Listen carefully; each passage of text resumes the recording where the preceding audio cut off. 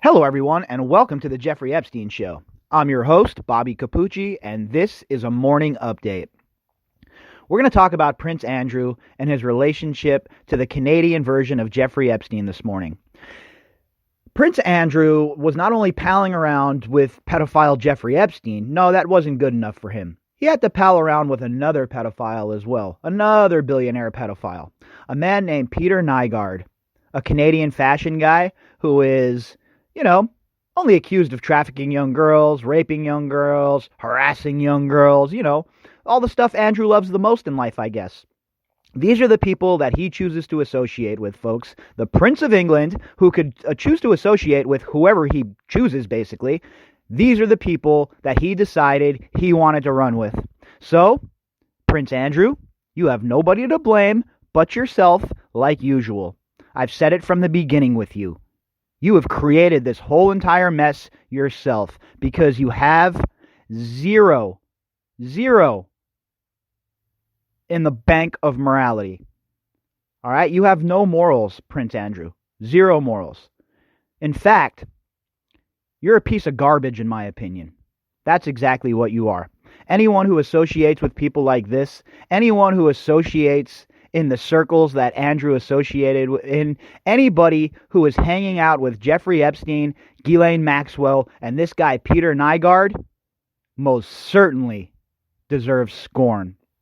And not only scorn in Andrew's case, but Andrew deserves to come forward and answer the hard questions. Look, folks, there is zero chance that I believe anything Andrew says at this point. I 100% believe every single word that came out of Virginia Roberts' mouth. All right? She credibly accused this man. There's been corroborating witnesses. There's been pictures. There's been other instances of Andrew acting like a fool. So let's just stall out all the derogatory comments about the survivors from these idiots from here on out.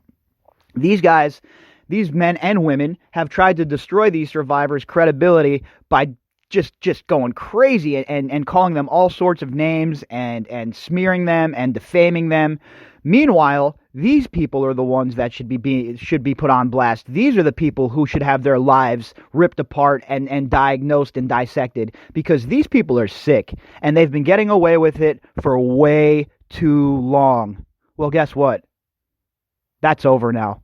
2020, that's the year that the predator turns into the prey, folks. And the walls are closing in on Andrew. And with this new article, boy, I bet you he's sweating now. So, this article is from the Daily Mail. The author is Guy Adams and Vanessa Allen for the Daily Mail. The headline: Pictured, Prince Andrew on Bahamas visit to second tycoon facing child sex claims. Duke and family stayed with Peter Nygard, who was accused of raping teenagers and plying them with wine and drugs. What a fantastic fellow, huh? What a great guy for the Prince of England to be palling around with. I mean, who are you, Ramsay Bolton? What in the F are you doing? A tycoon with links to Prince Andrew has been accused of raping teenagers he lured to his Bahama mansion. And folks, there's in the Bahamas too, and all these Virgin Island nations, there's a lot of this stuff going on, obviously, and there needs to be a crackdown. There needs to be a serious look into the trafficking situation in these Caribbean islands, in my opinion. Peter Nygard, 78, allegedly told girls as young as 14 he can make them models before raping them and forcing them into performing deviant acts. 14 years old. 14 years old. Oh yeah, I can make you a model. Me and my buddy Jeffrey Epstein, we have the same playbook. I mean, where did they get this from? They have the same guy running them or something? Where did he get this playbook? This is the exact same MO that Jeffrey Epstein used, folks. And I would not be surprised. I can't prove this, obviously. I have no evidence to prove this. But my gut tells me that it's going to come out that Nygaard and Epstein were buddies as well. I don't have proof of that yet, honestly. But my gut tells me that there's going to be stuff that trickles out that connects the two, as well as the connection here with Andrew, but further connects the two. Andrew visited Nygaard at his lavish estate in 2000 after the Canadian fashion designer had agreed out-of-court settlements with 3 employees who accused him of sexual harassment.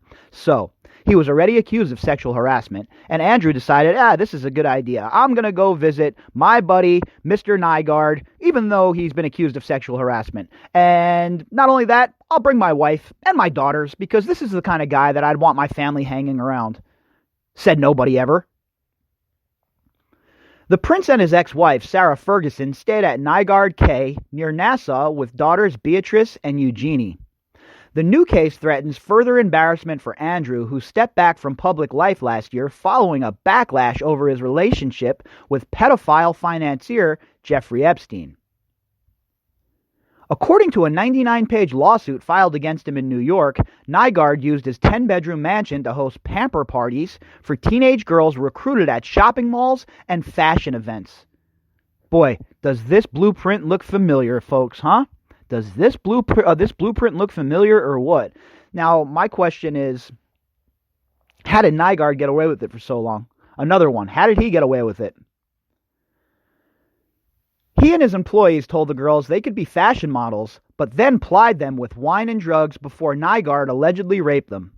3 alleged victims were 14-year-old virgins and said they felt scared and humiliated by the attacks, which left one needing medical treatment. These people are absolutely, positively sick in the head. This Nygaard, let's see, this Nygaard fella, yep, you can add him to the list of people that I would like to see strapped to the next SpaceX rocket and shot into outer space.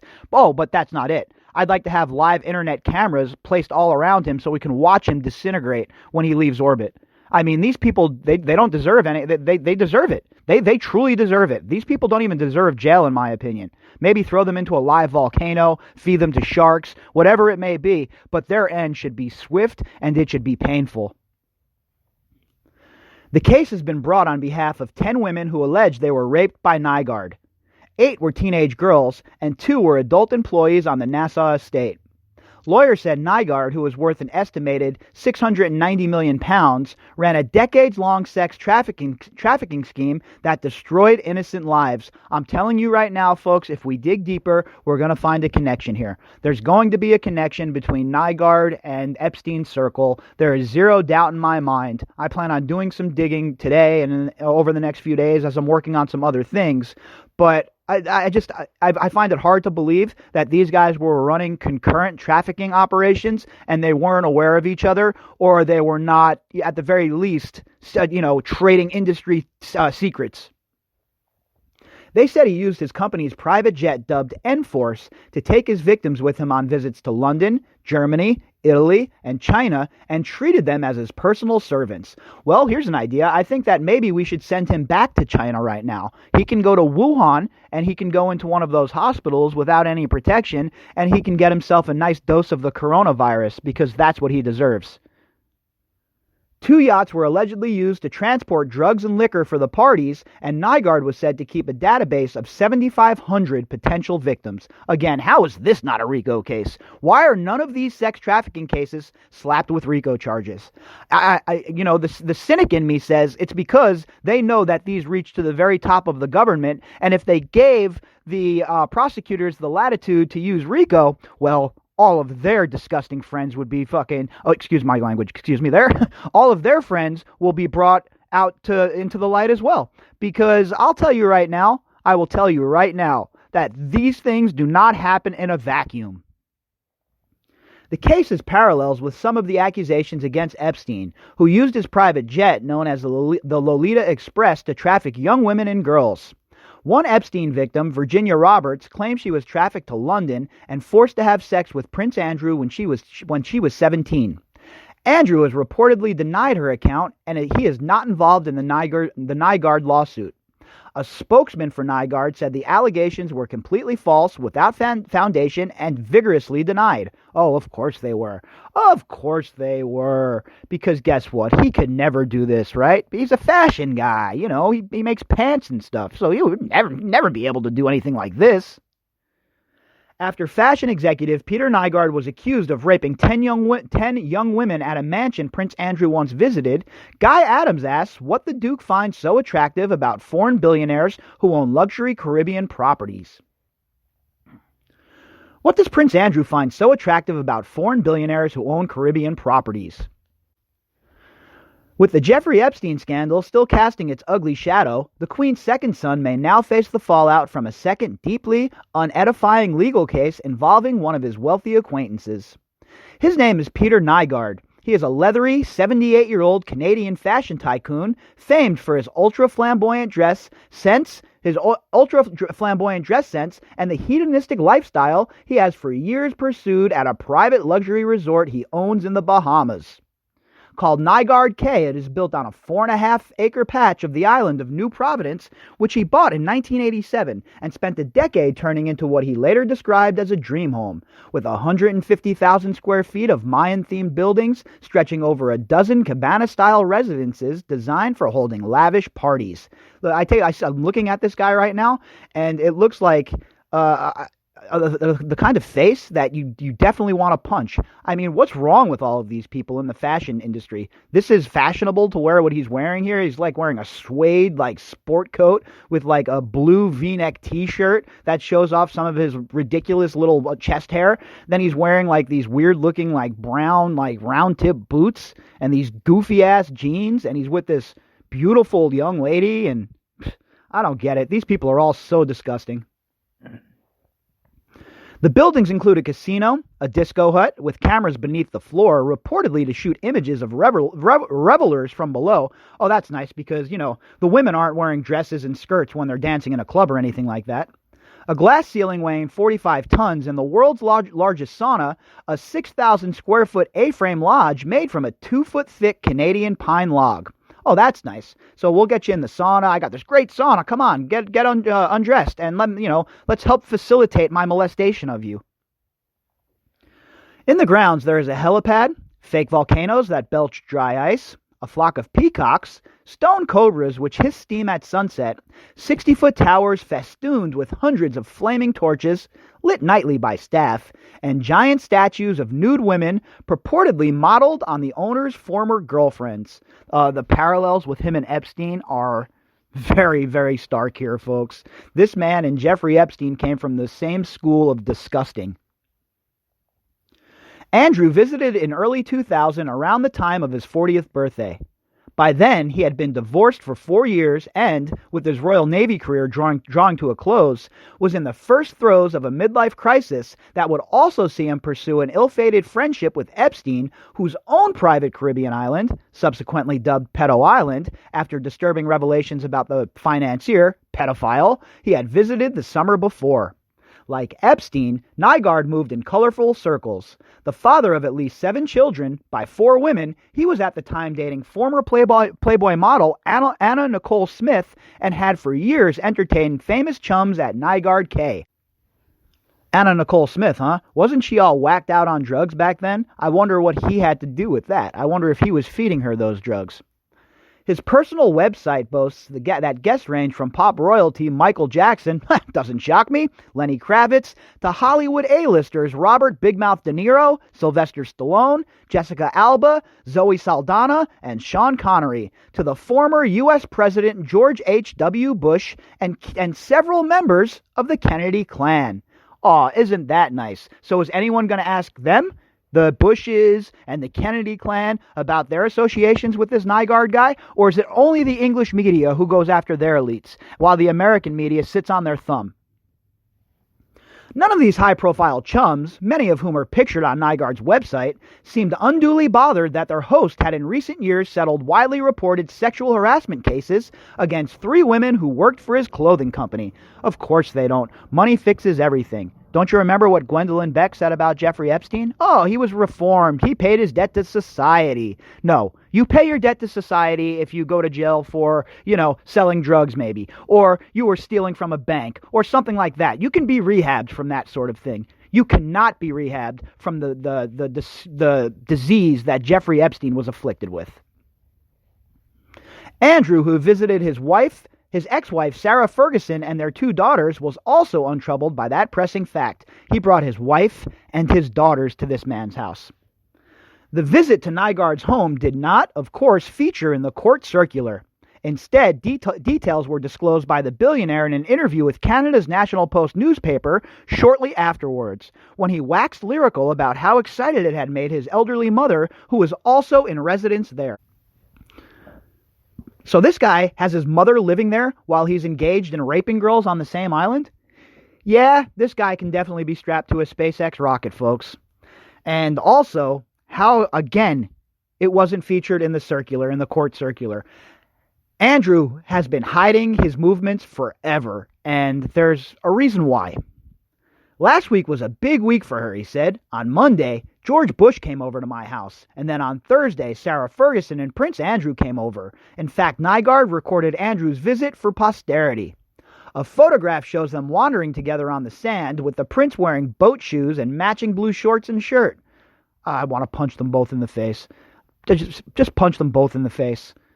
Other royal guests of Nygaard over the years have included Crown Princes Marie Chantal of Greece and Princess Michael of Kent, while he also pursued doubtless lucrative business relationships with Cherie Blair. I'm not even sure who Cherie Blair is, and to be honest with you, I don't know who Marie Chantal of Greece or Princess Michael of Kent is. So I'm really not too up on my royals. So my English people out there, help me out, shoot me an email and give me an idea who these people are. All of which provides an intriguing, not to mention potentially explosive, backdrop to a truly extraordinary legal action that was launched in New York this week. On Thursday, lawyers acting for 10 unidentified women filed a class action lawsuit claiming that Nygaard's Bahamian mansion, where so many celebrities and a handful of royals partook of his hospitality, was a den of iniquity where countless underage girls were routinely abused. Another house of horrors in the Caribbean, folks. And all of these well-to-do people that went there, of course, knew nothing about it. They saw nothing, they heard nothing, and of course, they will say nothing. The 99-page document says that the well-connected tycoon used his wealth and status to systematically groom and entice underage girls into a globe-trotting harem where they would be paid cash and promised lucrative modeling opportunities, after which he would assault, rape, and sodomize them.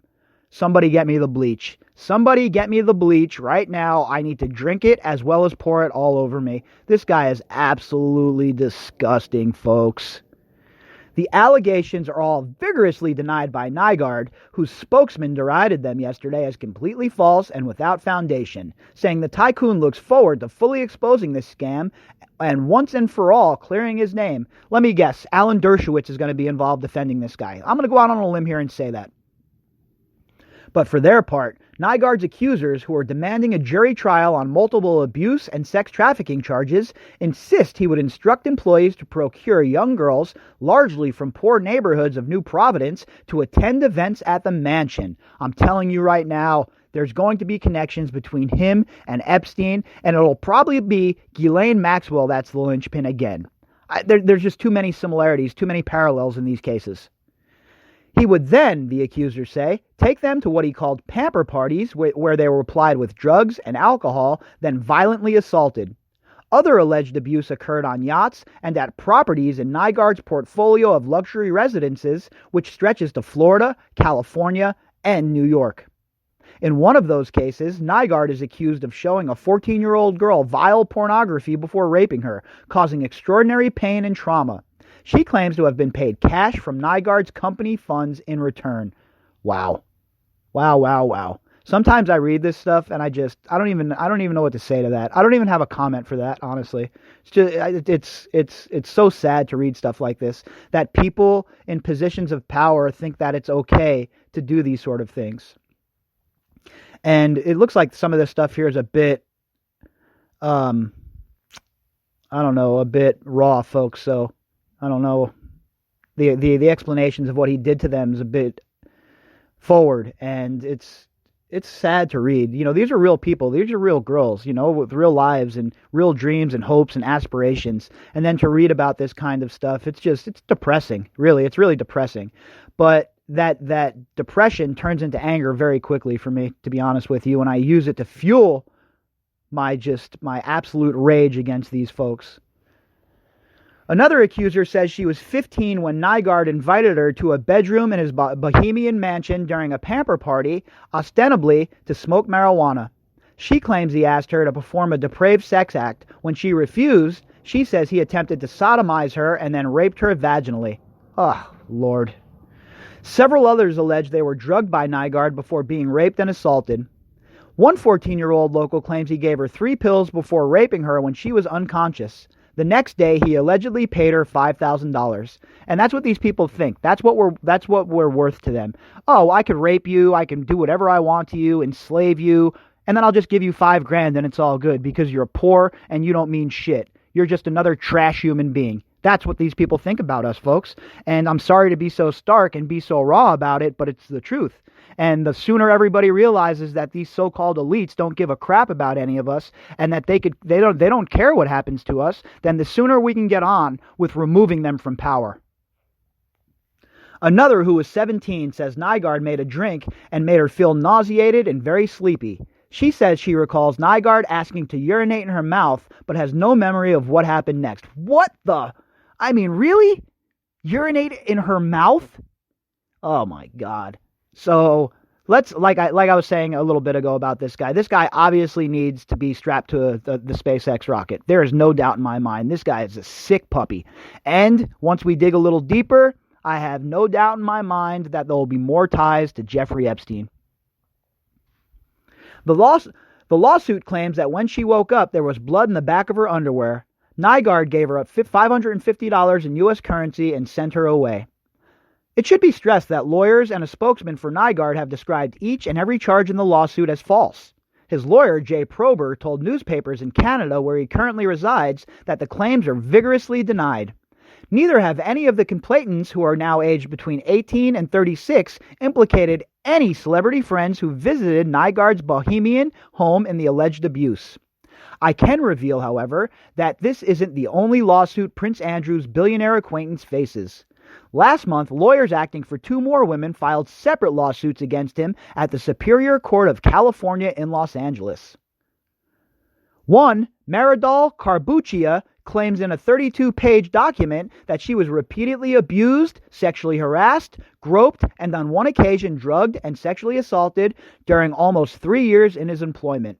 This lawsuit claims that Carbuccia, who was married with a young son, moved to Los Angeles in late 2015 after landing a job helping to run a medical cannabis farm that Nygaard was setting up on a 50,000 square foot site in the hills above Malibu.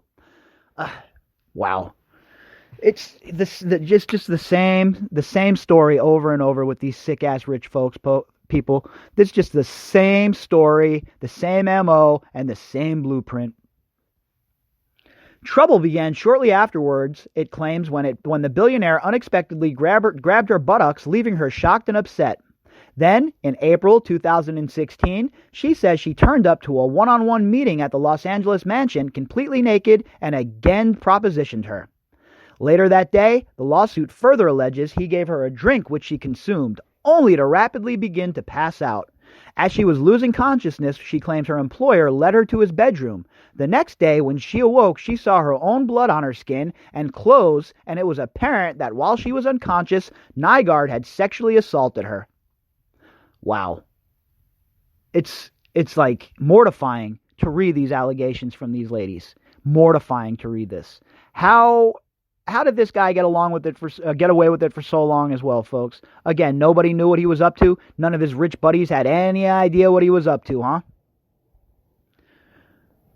At one point, the lawsuit alleges, Nygaard decided that her professional duties should also include acting as his house manager.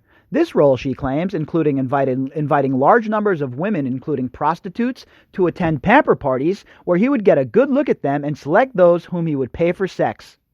Carbuccia eventually left his employment in August of 2018. She is now suing for damages on 9 separate grounds, including battery, sexual battery, breach of contract, fraud, and an unpaid wages, and has demanded a jury trial. I like that all of them are demanding jury trials. That means there's going to be discovery in these cases and that this guy is going to have to pony up. Her attorney is Gloria Allred, a famed Hollywood lawyer whose recent work has included representing victims of Jeffrey Epstein. Oh boy, Gloria Allred, I should have known. Nygaard has yet to submit a formal response. His attorney did not respond to a request to comment on this particular case. The second woman, known only as Jane Doe, is a resident of Houston, Texas. In a 9-page complaint, she alleged that Nygaard repeatedly had sexual intercourse with her at his home in Los Angeles in October 2012 when he was 71 and she was a minor under 18 years old. Nygaard was fully aware of her age, yet repeatedly had sexual intercourse with her at his home. Nygaard did not allow her to leave his residence without his permission, the documents claim. This is what they do. They bring these girls into their sphere, they bring them into their orbit, and then they juice them along by dangling the carrot, and meanwhile, while they're dangling the carrot, they're formulating their plan on how they're going to molest them. And that's exactly what he did. He would bring them in, and then he would molest them, rape them, the whole nine. And by that time, he had mental control over them as well, just like Epstein. The lawsuit further alleges that in the ensuing weeks, Nygaard trafficked her to China and New York on his private jet. While in New York, Nygaard invited her to a club without informing her of the full nature of the club. Nygaard took her to a swingers club and instructed her to have sex with an individual so Nygaard could trade and have sex with the individual's partner, it claims. Wow. This is explosive stuff here, folks. He then supposedly took her to Fort Lauderdale in Florida and continued to have sex with her while she was a minor. Jane Doe is suing for damages on 9 counts, including battery, sexual assault, false imprisonment, harassment, and intentional infliction of emotional distress. Her lawyers are also demanding a jury trial. Again, Nygaard has yet to submit a formal response and, like any defendant in a case that has yet to be tested in court, should be considered innocent until proven otherwise. Well, of course, but it does not look good for this man. When you have 10, 12, 15 people that come out and start credibly accusing you, I tend to lean towards the accuser's account of the situation, all right? The businessman who grew up in relative poverty certainly has a compelling rags to riches story. His empire controls several of Canada's most successful women's wear brands, and he travels in a private jet that has Peter Nygard Enforce painted on the outside and reportedly features a stripper's pole inside. However, claims of impropriety have frequently interrupted his trajectory. In 1980, he was charged with raping an 18-year-old girl, only for charges to be dropped after she suddenly decided not to testify. He later alleged that police had shown poor judgment in investigating the case. Yeah, right. Obviously, he paid her off, or one of his people paid her off. People don't just drop those cases. Come on. In the 1990s, 3 separate women who worked in his office filed sexual harassment complaints with the Manitoba Human Rights Commission, which he settled. One, a 27-year-old travel coordinator, claimed she repeatedly brushed off Mr. Nygaard's touches and sexual advances in the workplace. Another, a 39-year-old communications manager, said that, when called into Nygaard's office, she would find him in a state of undress, pants open, no shirt, or with his hands down the front of his pants, fondling himself. Folks, this guy's been doing this for decades. And I'm glad that finally, his chickens are coming home to roost. But where was everybody previous to this? Where was everybody standing up for these women? Again, these rich bastards, these rich old bastards think they can do whatever they want, whenever they want, to whoever they want. And they're going to find out a whole different thing this year, boys and girls. She also claimed he once added naked swimming to the agenda of a business meeting, and that, in the Bahamas, frequently was grabbing himself wearing a very small bathing suit. At the time, Mr. Nygaard's lawyer claimed the woman filed complaints in order to get better severance payments from the firm, saying it settled to avoid litigation costs. Oh yeah, because he cares so much about litigation costs. He settled because he didn't want to get blown up and didn't want this to be put on blast. All right? That's why he settled. That's why they all settle. He also faced sexual harassment suit in 1996 from a Los Angeles employee who claimed that, against her wishes, she spent the night in Peter Nygard's bed and engaged in sexual intercourse with him. She later rejected his advances, she claims, and was eventually fired. This case was later dismissed. Again, it is worth noting that none of the above incidents appear to have prevented Prince Andrew bringing his 2 daughters and ex-wife on that 2000 visit to Nygaard K. In 2008, another woman, a former girlfriend, filed a lawsuit against Nygaard in Los Angeles Superior Court, alleging that he had slammed the bedroom door shut on her hand. Again, the case was settled, and Nygaard denies any wrongdoing. Money talks, folks. If you have the right amount of dough, you can abuse people as much as you want and get away with it, obviously. Very sick. It's very sick to see. Absolutely disgusting. Then in 2010, the Canadian Broadcasting Corporation put out a panorama-style documentary about Nygaard, focusing on alleged sex abuse and harassment of former employees. It quoted a former stewardess on his private plane who alleged that on one journey during which Nygaard was accompanied by a troop of topless women, he lost his temper with staff, shouting, "You are nothing. You are garbage. I am God."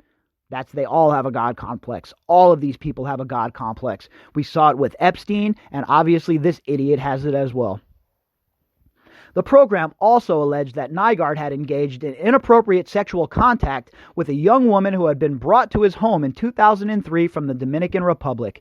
Another sick bastard who is shipping girls in from, poor countries and, places where there's a lot of poverty because he knows that he can abuse them and not get in trouble for it. That's how these people feel about all of us, folks. Nygaard denied that either incident had happened and sued to stop the documentary being broadcast. When that failed, he filed a criminal complaint against the journalist who made it before suing CBC for defamation. 8 years later, that case is still winding its way through the Canadian court system. But perhaps the most high-profile and certainly the most bizarre legal tussle to involve Nygaard in a dispute with his next-door neighbor in the Bahamas, a New York hedge fund boss called Louis Bacon. This started in the mid-90s as a somewhat petty dispute over car parking on an access road to their properties. What is this, a Bronx Tale? Did he come out with a bat like, the guy in Bronx Tale, and then Sonny came out and shot him? What, a fight over parking spaces? Billionaires argue over parking spaces, huh? They have nothing better to do? Along with noise from Nygaard's late-night parties, but has snowballed into an avalanche of litigation which has seen at least 18 lawsuits filed in the U.S., Canada, and the Caribbean. In 2016, Cherie Blair, who rarely seems to meet a foreign billionaire she won't take paid work from, played a curious cameo in their battle. The Wall Street Journal revealed that her law firm, Omnia, had been hired to try to dig up dirt on Bacon. She proceeded to contact British former employee of Bacon's hedge fund called Julian Riffat, who had been jailed for insider dealing, with a view to persuading him to tell the U.S. authorities about alleged wrongdoing at Bacon's firm. After several meetings, the plan seems to have been abandoned. They love doing this kind of stuff. They love this cloak and dagger type stuff, these rich people. Hostilities between Nygaard and Bacon reached a peak of sorts last January when a court in the Bahamas issued a warrant for Nygaard's arrest on contempt of court charges related to a case involving claims that Nygaard illegally dredged sand from the seafloor to enlarge the size of his private beach. Imagine if your life was so great that you were having arguments about dredged sand. Imagine if you had nothing else to worry about, that you were worrying about who was dredging sand. These people are ridiculous, all of them. He has been unable to visit the Bahamas since, and in November was sentenced to jail time in absentia. A spokesman branded that decision unfair, unreasonable, and unnecessary, and vowed to appeal. In New York, meanwhile, lawyers for Nygaard recently filed a lawsuit claiming Bacon was attempting to bring down their client by persuading various women to provide the New York Times with false information regarding his conduct towards them. This is the only Nygaard lawsuit against Bacon that has not struck out or withdrawn. Yesterday, Nygaard's attorneys were once more blaming Bacon for their woes, claiming that the latest ugly lawsuit stemmed from their seemingly endless battle and is just the latest in a 10-plus year string of attempts to try to destroy the reputation of a man through false statements. Oh, give it a rest, okay? Don't blame this Bacon guy. You're the one that were luring these young girls into your atmosphere. You were the one that was molesting these young girls. You were the one raping these women. Don't blame anybody else. It's your fault. Doubtless, the American courts will eventually decide whether that claim holds merit. In the meantime, Prince Andrew, Cherie Blair, and every celebrity who partied at the billionaire's lavish mansion will surely be watching with bated breath. These people are all the same, all of these sick-ass billionaires. I have no use for any of them at this point. I'm just utterly disgusted after reading this article. And look, the parallels are uncanny here. And I'm going to do some more digging, and I'm sure there's a lot of people doing this digging right now as well. But I know that there's going to be more connections to Jeffrey Epstein and this Peter Nygard guy. It's just unimaginable to me to think that there aren't. They were both running the same scam, the same kind of plot. It's very, very, very, very similar to what Epstein had going on. All right, folks, if you'd like to contact me, you can do that at Bobbycapucci at protonmail.com. That's Bobbycapucci at protonmail.com. And if you would like to help support the podcast, you can do that by clicking on the GoFundMe link inside of the description box. I'll be back later on tonight with the Daily Drop. And I hope everybody enjoys their Saturday. And for me, well, I plan on watching some UFC today and maybe even some of that XFL. Why not, right? I was going to go to the mountains, but it's not gonna occur today. Way too much to do surrounding the Jeffrey Epstein case. All right, folks, I will talk to you all later on tonight.